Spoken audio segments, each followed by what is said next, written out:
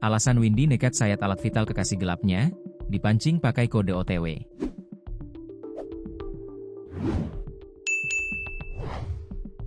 Terungkap alasan Windy, 28, warga Bandar Lampung, nekat sayat alat vital kekasih gelapnya, Karsilan, 32, saat keduanya berhubungan layaknya suami istri. Insiden berdarah ini terjadi di Lapangan Baruna, Kelurahan Karangmaritim, Kecamatan Panjang, Kota Bandar Lampung, pada Minggu, 19 Oktober 2025, sekitar pukul 19 waktu Indonesia Barat di sana korban dan pelaku sempat berhubungan seperti suami istri. Windy rupanya telah berniat untuk melukai korban. Ia berupaya memancing korban untuk datang ke lokasi perkara. Keduanya menggunakan kode OTW sebagai sandi rahasia untuk berhubungan layaknya suami istri. Mereka kemudian bertemu di Lapangan Baruna, Panjang, Bandar Lampung, dan masuk ke semak-semak untuk berhubungan intim. Aksi tersebut dilakukan Windy karena emosi dan sakit hati lantaran merasa dipermainkan oleh Karsilan, yang ternyata telah memiliki istri. Bahkan korban masih juga tidak cukup dan bermain perempuan.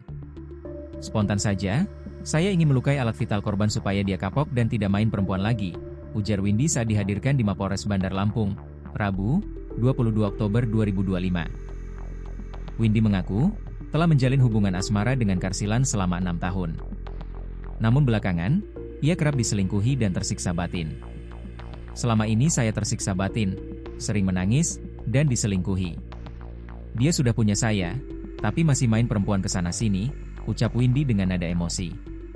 Karsilan menjerit minta tolong dari balik semak-semak setelah alat vitalnya disayat oleh Windy, 28. Jeritannya memecah keheningan hingga membuat warga sekitar berdatangan ke lokasi.